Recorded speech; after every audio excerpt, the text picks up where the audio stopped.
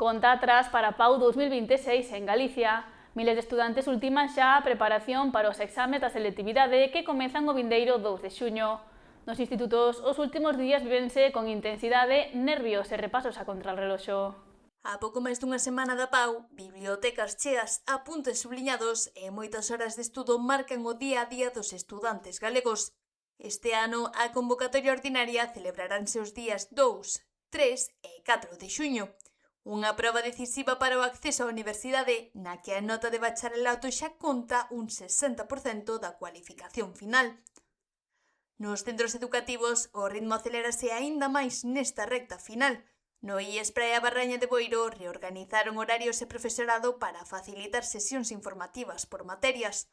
A directora do centro explica que o obxectivo é facer máis accesible a preparación nestes últimos días. De forma habitual, temos este ano 86 persoas que poderían ter ido a PAU, van 80 de 113 que temos, e esas 80 están vindo moi pouquiños, pero a un calendario que axustamos, modificamos os horarios dos profes de bacharelato para que sexa moito máis fácil para o alumnado vir, non a primeiras horas, non a últimas, e entón eses profes están preparando basicamente un intensivo de cada un da materia, non por grupos, sino por materia. É dicir, temos 4 primeiros de bacharelato, pois todos van a tal hora a economía, a tal hora a física. Segundo recoñece, segundo de bacharelato convértese nunha auténtica carreira contra reloxo, cun curso marcado pola presión, a ansiedade e o ritmo acelerado.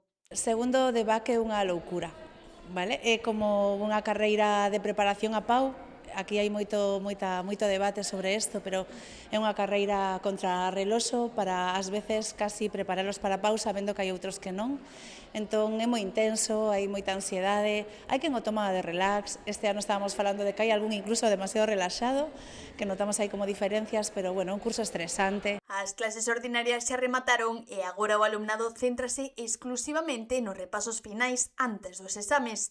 A primeira xornada da PAU arrancará co exame de Lingua Castelá e Literatura, seguido do de Historia de España ou Filosofía.